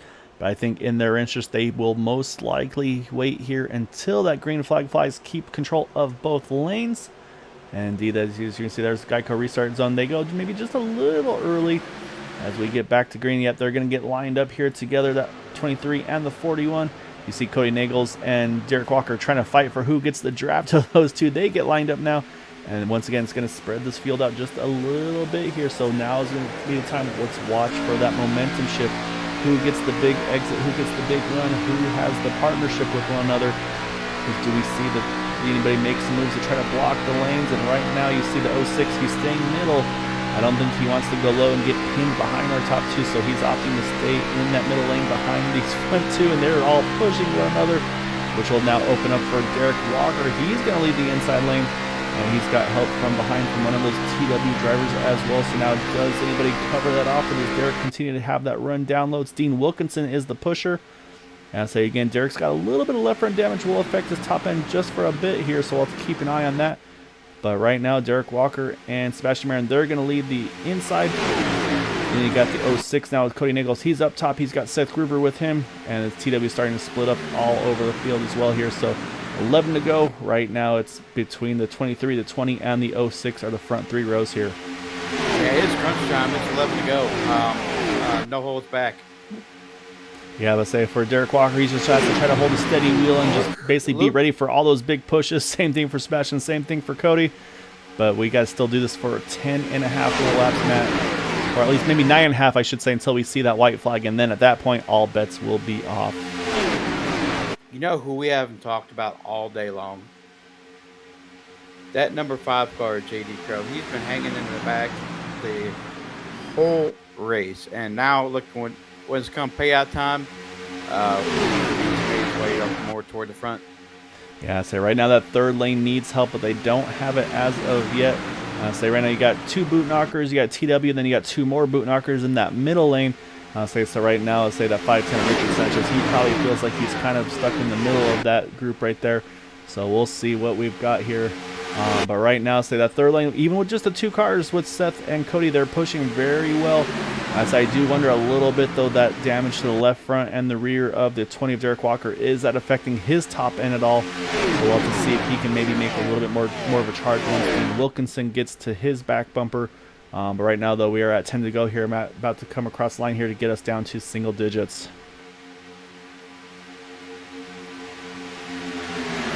Yeah, I think you're totally correct, guy. I'm looking at Derek Walker's car right now. It's really affecting his top end speed and the ability for him to get more toward the front. And Dean trying to push him. However, though, he's on the inside line, and man, that middle and outside line, they are squeezing each other like there is no tomorrow. So if something's going to happen in those front 2 rows on the top side, Derek might be able to sneak through unscathed on the bottom, so we'll have to wait and see, because right now, pretty much it looks like nobody wants to be down low. Everybody feels like the middle top lane is where you're going to have to be to win this race. And just the way they're racing each other, I feel like the 06 and the 23, the 41, the 02, they're fully focused on one another, and I think that could be the exact opportunity that Derek Walker needs to take advantage of here as we're coming to 8 to go. I think what they're trying to do is they're trying to keep the 06 and the 02, they knowing that they're really fast, and keep them up toward that third lane. That's why they're not moved up toward the bottom. They want to keep them boys all the way up at the very top. I mean, it's smart. I mean, you can't go wrong. Yeah, so it's just the question of at some point that squeezing. At some point, someone might squeeze a little bit too hard again. So unfortunately, in racing online, there is a little bit of net code, and so that sometimes ends poorly. As you see, Derek Walker, just doesn't have the top end. That's going to now allow the 510 of Richard Sanchez. He's going to try to take the lead on the inside. Gabe Butler. And here comes now. You got the TW. They've lined, or sorry, I should say Boot Knocker. They've lined up in the middle now. They got 4 cars trying. There's the contact. Ooh, wow. Crashing in the back. Sebastian saves it, but nobody else is able to. Big wreck here on the front stretch. Caution is out. And you can see numerous drivers involved. Everybody's trying to find their way to get through that. Gabe Butler was involved, unfortunately. Peter DeBorgia as well.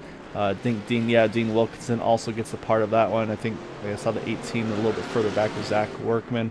So that's a big one in the front of the field here. So the question, of course, is who got through that? Somehow Sebastian Merriman. We'll go back because that car was wrecked. Somehow saves it. And oh man, that's a big one here. So that's going to still be outside green white checker territory. Let's go back here. Let's take one more look at this one.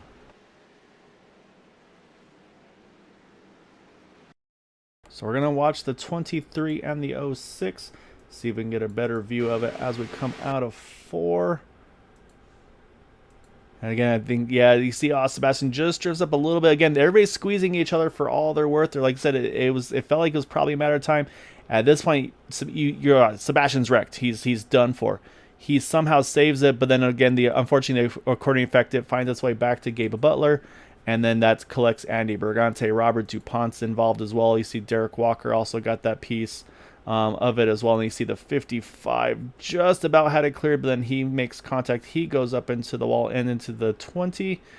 And it looks like the few that avoided it there at the end were the 39 of Jimmy Crow Jr. And then did Vicente Guerrero, did he get through this? He did a little bit of off-road excursion through the grass. And I think we have another potential, as they say that, no, Dean Wilkinson. Oh, big shot to the side of that 14 car. Just didn't quite get it cleared. Unfortunately, that's going to be a big shot for Vicente there as well. So as he then loops it. Oh, almost gets caught by the 33 there as well. So we're going to have a bunch of drivers here, Matt. Probably going to be some fast repair time for a lot of these drivers. And it looks like at the time of the caution, Cody Nagels is going to cycle through as our race leader. Sebastian Marin second. But here's the problem for Sebastian now, Matt. I'm looking behind him. I don't see a lot of teammates anywhere near his vicinity here. No, I was just looking, and most of them ducked onto the pit. So I'm looking at Gabe Butler. Looks like the Peter DeBorgia came down pit road, which is I think kind of these- head scratching. Well, no, I think these are all fast repairs, Matt. I think they had to. I think Gabe's car was just pretty beat up there. I think Peter's probably in the same boat. So, yeah, so pretty much you have from 14th of Gabe Butler on back, all hit pit road. And then from Robert DuPont on forward, they went ahead and stayed out. Actually, I'm sorry, it looks like Andy Bergante, he's going to be the first that got out of pit road there. And then we did have a few that stopped the previous yellow, including Joseph Morales and Brandon Briggs. So they're in a better shape on fuel, pitting at laps 61 and 62. Whereas everybody else here, from Cody Nagels back to Bob Fitzgerald, pitted at 51 to 53 range. So again, if we get to the all three green white checkers, Matt, this could bode a little bit of concern for the fuel mileage for some of these guys. Yeah, some of those drivers did come down at lap 53, which I would have to pull up my race labs to look at that. But 52, I think it was Vicente Guerrero and all the 06 and the 02, if I'm correct. Yeah, but unfortunately, say Vicente, he's back on pit road. He's getting damages repaired because he had to use his fast repair. So basically, let's say once you use this, at that point, you just got to hope any future damage you get isn't debilitating.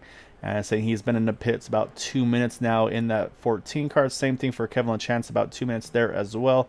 Todd Siebels was on pit road for just under a minute. Dean Wilkinson about 30 seconds. And then say Bud Steele, Matt, he's still in this thing. Yeah, he is. He was in the pits for about a minute and a half in that 6 car. On the previous yellow, he stayed out, so he's going to be right outside the top 10. So saying, and then Zach Workman as well. We talked about him being the lucky dog, last pitted at 52. That thing's still missing that rear TV panel, but let's say he is in the top 10 as lights are off of the pace car, and we're going to get things back going here, Matt, just outside that green-white checkered window here with 4 to go when they get to the start-finish line.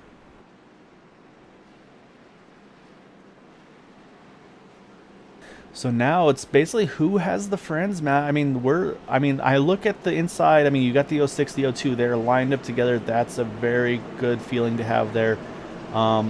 If Jimmy Crow Jr., if he can get to Sebastian Marin, I could see those two working together. We got a couple TW drivers near each other. You got Richard Sanchez in the 510 and Robert Rock. But, I mean, the whole team situation here is really broken up, Matt. So this, I think, is going to be a situation of just kind of go where the momentum is, just work with who you get the opportunity to work with. And this is going to be, I think, a potential no-holds-barred to the finish here. Yeah, well, it's a case of who you got as your friend right now. Yeah, exactly right. But I will say this one more time: the 06 and the 02 are in the same chat together. So yeah, of the teammates, I think they're by far in the best position. Best prime position to. But we've seen it before, where sometimes it doesn't matter. So we'll see here. Again, we're outside the green white checker territory, so we'll still have those 3 final attempts if needed. So let's see what happens here as we get back to green here in just a moment.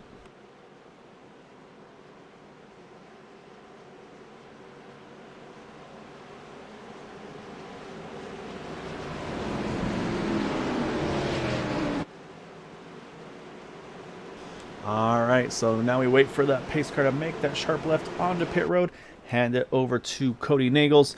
And like I said, with those two being the same channel, the 06 and the 02, do they go early? We know that they can go, they'll be able to react together. And the answer is yes.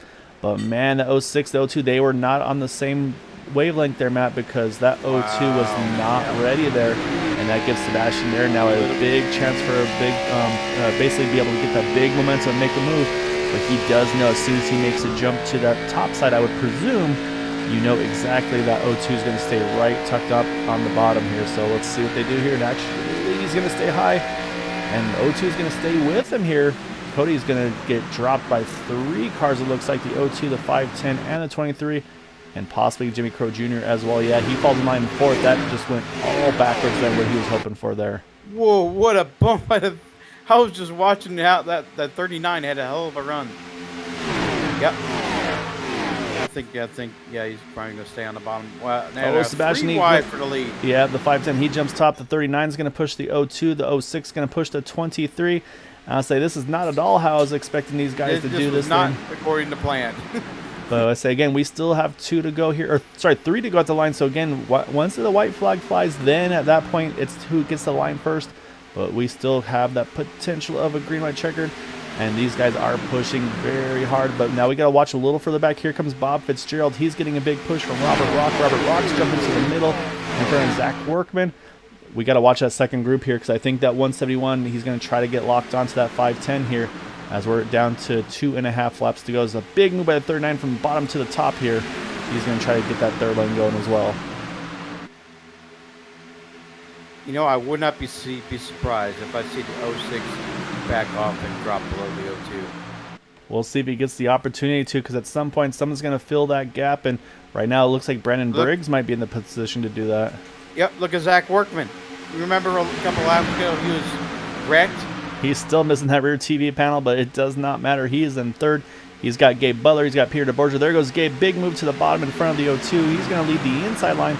Peter DeBorgia is going to follow. There goes the 06 of Cody Nagels. Very he drops smart low. Move by the 06. And look at that. He takes the momentum and is able to get around the 23. He goes back to the middle. Here comes the 1 out of nowhere, Matt. He's going to jump to lead the inside line here with this, Peter DeBorgia. And look at Richard Sanchez. He takes the point there with a big push from Jimmy Crow Jr. Both of them cleared their lines. They go bottom to middle. And now you got that 171 Robert Rock leading that 3rd lane. As we're at 2 to go, we're coming to the white here, Matt. If they can get through this tribal, from then on, it will be a race to the checkered. So we'll see who's got the right move at the right time, and do we stay under green as Sebastian Marin. He's going to go to the 3rd lane, and we do, Matt. Here's the white flag. 5, 10, 39, 23 are the top 3 rows. Right now, it's all changed here. Right now, Richard Sanchez in the catbird seat as they run. But wait for Gabe. Look at, there it goes. The middle's checking up. Here goes the one. He's going to go middle, wreck in the back. Oh, God. But we stay under green this last lap, so it's now who can get to the line first. And Gabe and Jimmy Crow Jr., they've hooked up here. 5, 10, and 41, just not quite in line here. That's going to give Gabe a huge push here down the back. Are we going to see that 3rd line come and play? Oh, That's Gabe and Jimmy, they clear the inside. They kind of half in the middle, half on the bottom. Where do they go? I think Seth Gruber, he's got to go middle top. He's got Cody to push him if he needs it. But right now, Gabe's just playing defense. He's watching out the back. Oh, big push, big loose there for that 1 car. Look at the momentum of the 02. Here comes the 02. Would he get there? I don't think he's going to get there. It's going Gabe, it looks like Gabe is going to pick up the win. The battles for 2nd. I don't know who had it between Richard and Seth there as they wreck after the finish line, unfortunately there. But Gabe Butler, I believe this is 2 wins in a row for that number 1 here on that Sunday series. I say we're kind of singing his praises here earlier tonight, and he once again, he just, I say, had to take the fast spare. Won't have an incident-free race tonight, but he gets a very, very exciting finish win here tonight at Talladega. All right, let's go back and let's watch that race to the checker there, because, man, I say it was just a dogfight there. I say we saw a big push from Jimmy Crow Jr., and I think he just jumped to the top because he knew if he didn't, he was going to wind up wrecking, and that gave the opportunity then to Richard Sanchez and Seth Gruver in the middle. And then you also saw Peter DeBorgia there trying to work the inside lane. Almost was able to peek to the bottom. You see him go below the yellow, but again, he didn't advance his position, so no harm, no foul on that one. You see Dan Harrington. He's right there in the mix there as well. But the question is at the line between the 02 and the 510. Oh, man, I think the 510 just gets it by a couple of inches there. with Gabe still, like I said, clearly getting the win, obviously, in that number 1. What a finish, though, at the end there. Gabe Butler going to grab our win this evening. So while everybody's doing their cooldown laps, Matt, let's go ahead and pull up those final results. It's going to be Gabe Butler in the win tonight by 73 hundredths of a second. 2 thousandths of a second between Richard and Seth Gruber for that top 3. And then 3 thousandths between Peter DeBorgia and Brandon Briggs, who gets a top 5. And you got Cody Nagels, Joshua Gathright, Jimmy Crow Jr., Dan Harrington, Zach Workman. Without a rear clip, he still brings home a top 5. And then Diego Vazquez in 11th. We got, we got Taylor Toller there in 12th, Bud Steele 13th. And then Sebastian Marin, Todd Siebels, Donald Stewart, Bob Fitzgerald, and Robert Rock in 18th. We'll continue running through the order there. 19th, you got Randy Miner, Vicente Guerrero, unfortunately, in 20th. Robert DuPont, Andy Brigante, Joseph Morales, JD Crow, and Derek Walker are lead lap finishers. And then, unfortunately, those a lap or more down, including Paul Sheldon, Dean Wilkinson, Robert Jordan.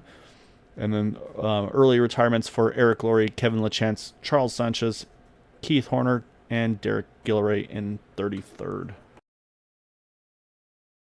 However, Matt, I think probably one thing that we should also take a look at, which I apologize for not even thinking about there, is we got to look at that last lap incident as well. So let's go back to this white flag. We'll take a look. So we know it was around the 23 of Sebastian Marin at some point in the wreck. So we'll pick it up the pace here just a little bit. We'll take one more look at this one here. That, of course, again, white flag, their yellows are not thrown. So at that point, it's just a race to the end. So we'll try to see where everything kind of picked off at. And it looks like, oh, right there, I think JD Crow tried to make a big move in front of the 23. Wasn't quite cleared. And then, unfortunately, they say these are all the guys that got caught up in that one. Look at Dan Harrington just squeak through there on the inside line there. The Diego Vazquez as well. And then it looks like pretty much everybody else behind at least catch a pretty decent part of it there. And that was that final lap wreck that we saw in the background there. With Gabe Butler, though, able to, like I said, stay in front of this one and be able to grab the win this evening. So with that, let's chat with some of these guys.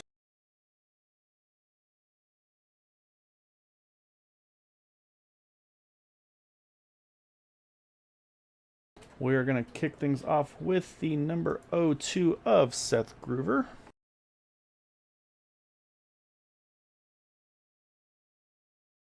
All right, Seth. So, I mean, you were in a good position. I say Matt was kind of spying on you guys. Saw you were lined up over there with Cody and Vicente on Discord.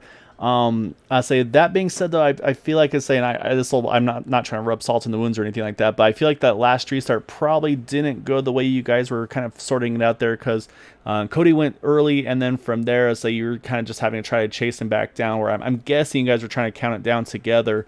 I mean, let's start off with there. I mean, was that just a strategy gone wrong, or kind of a countdown gone wrong on that restart? Oh yeah, I messed it up.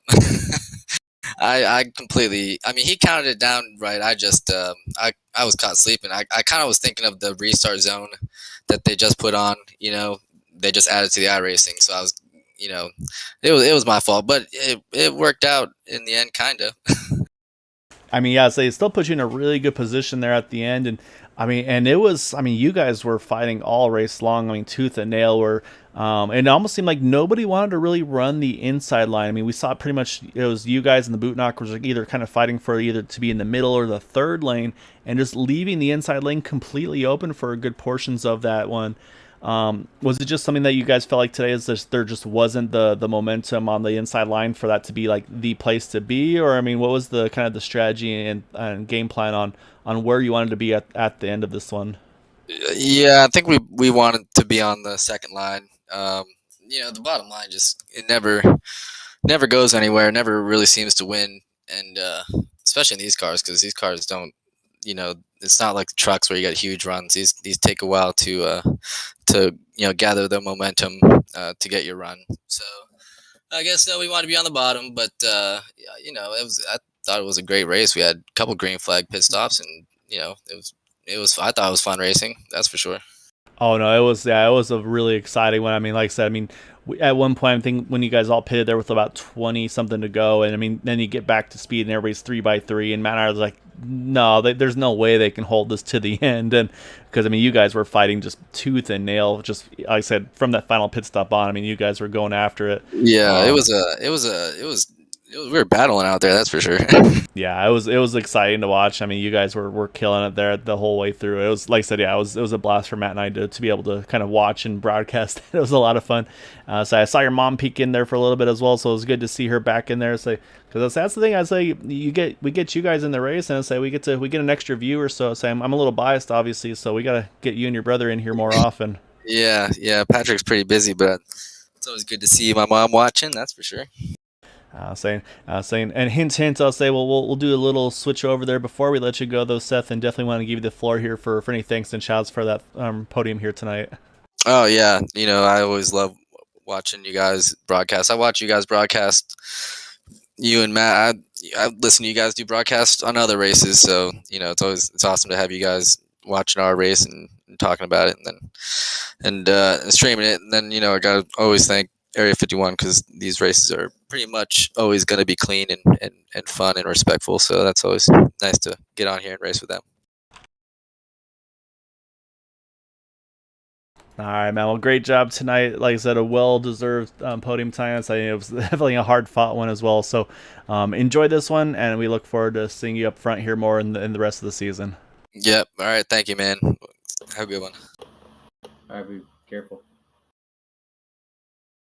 All right, trying to see if I can hunt down Rick Sanchez. As he stepped away for a moment, so hopefully we'll be able to get a word with him as well. So I'll try to keep an eye out for him. Maybe we try to get that third place interview with that number 510 machine. And say we'll back it up to at least get a good look at that number 510 TBA Motorsports Ford Mustang there. So say hopefully we'll be able to pull him on in here, but I'd say another good result for him this season. But what we'll do for the moment. SA, maybe we'll go out of order potentially, but let's go ahead and grab our race winner. And that is going to be that number 1 machine here of Gabe Butler. So let's pull Gabe on in tonight. And I mean, you started on pole, you get the win, but obviously, say didn't go to perfection like Thursday night with an incident-free race. Had to burn that fast repair and then make some big moves at the end to get there. But I mean, you got yourself in a great position, made the move in front of that 39 of Jimmy Crow Jr., got the push you needed, and I'd say then once you got that clean air, say you're able to do what you do best, and that's kind of keep control of this thing to the checkered at a track where you're kind of at the mercy of your helpers. But it just seems like you do such a good job putting your car in the right place at the right time. And I was joking with Matt at the pre-race that some of these guys might regret having you kind of go back from in-race admin duty to racing it and then doing the admin on the side after the fact, because that's 2 in a row here for you.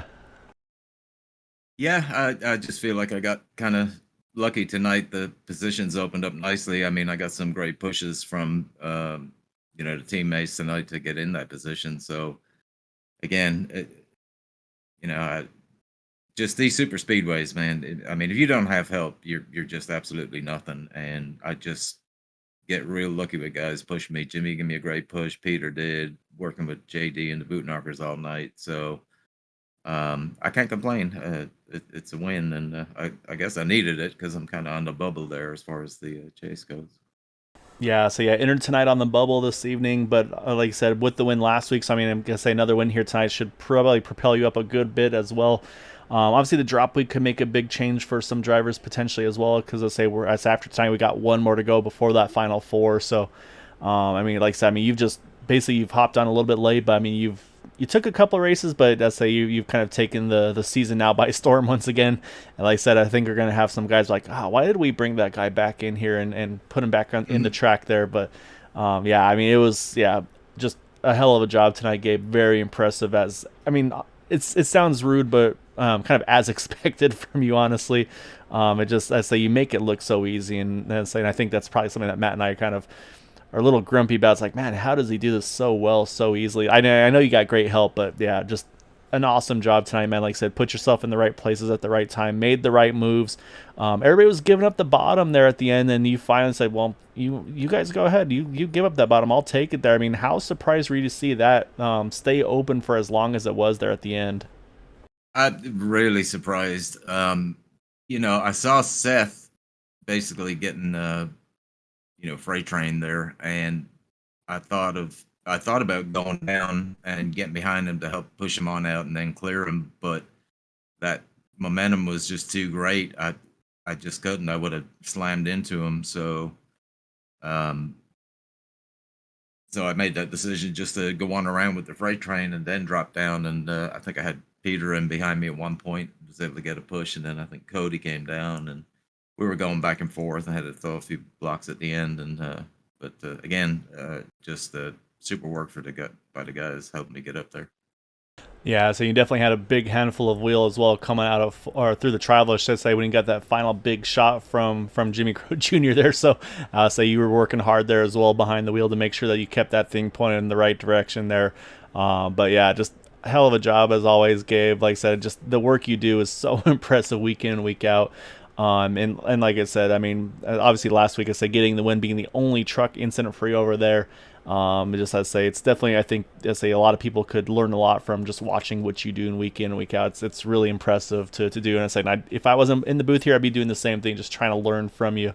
So just keep doing what you're doing. And like I said, looking good here after. We'll see what next week holds, but I say right now, keeping yourself in a great spot for that potential playoff push here in those final 4 races. So enjoy tonight. Good luck next week. And before we let you go, though, definitely want to give you the floor here. Any thanks and shout outs you'd like to give for the win tonight? Just a huge shout out to the team.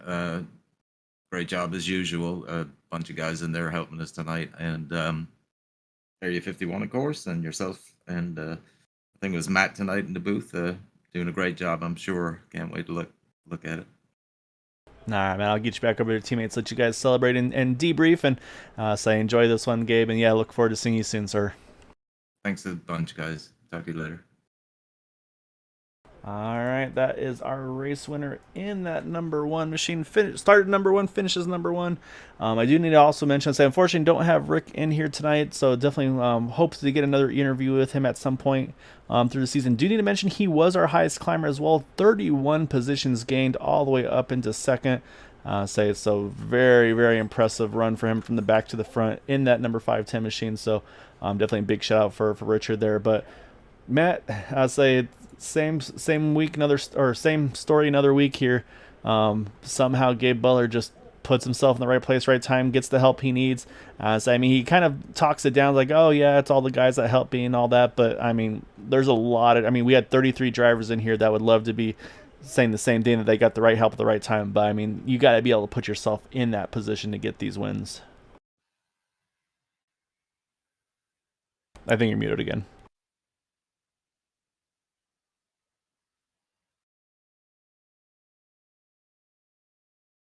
I think Matt's been celebrating a little bit too much too. I think he may have had some money on that one car of Gabe Butler, so we'll let him get things squared back in here in just a moment to double check it. While he's working it, I'm going to double check our standings for tonight. See if the points have been updated. Not yet. So what I will do is I'm going to finish it up for everybody here tonight. Matt, as always, sir, it's a pleasure. He's back. He's back. Here I am. We fixed him. I want to get some final thoughts here. Like I said, it's all about track position and putting yourself in a spot to win the race.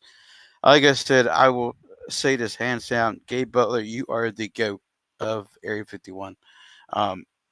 It don't matter. Trucks, Xfinity, Cup cars, he can pull that thing at the victory lane. I mean, hats off to that man. What a great job.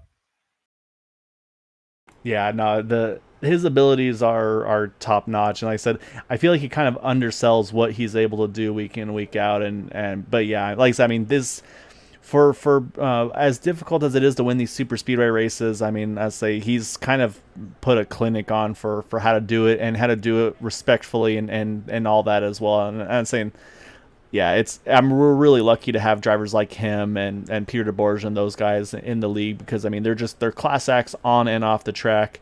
It's just so cool to see, and it's a lot of fun to see that. And I say probably some of those guys like, man, I wish they would kind of ruffle a little more feathers so I could feel better about trying to beat him, because it's one of those things that you almost don't feel too bad about losing them. So it's like, well, it's a good dude. It doesn't like I said, doesn't ruffle feathers or anything like that. So just amazing what these guys do week in, week out, though.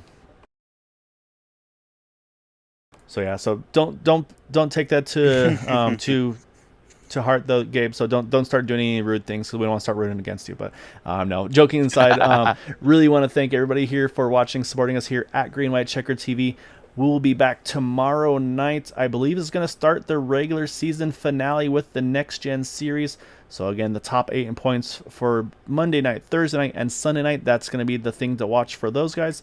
Tuesday night on the Indy Series, of course, they run the regular full season over there, so like the IndyCar rules. So definitely take a look over there tomorrow night on the Next Gen Series. Nick Chambrone always makes amazing, exciting calls of the races. Love his enthusiasm and his great addition to the broadcast company here. So thank you all so much for joining us. I hope you had a wonderful weekend, and we will see you back tomorrow night with the Next Gen. So until then, stay safe, have a good night, and we'll see you tomorrow night. See you guys.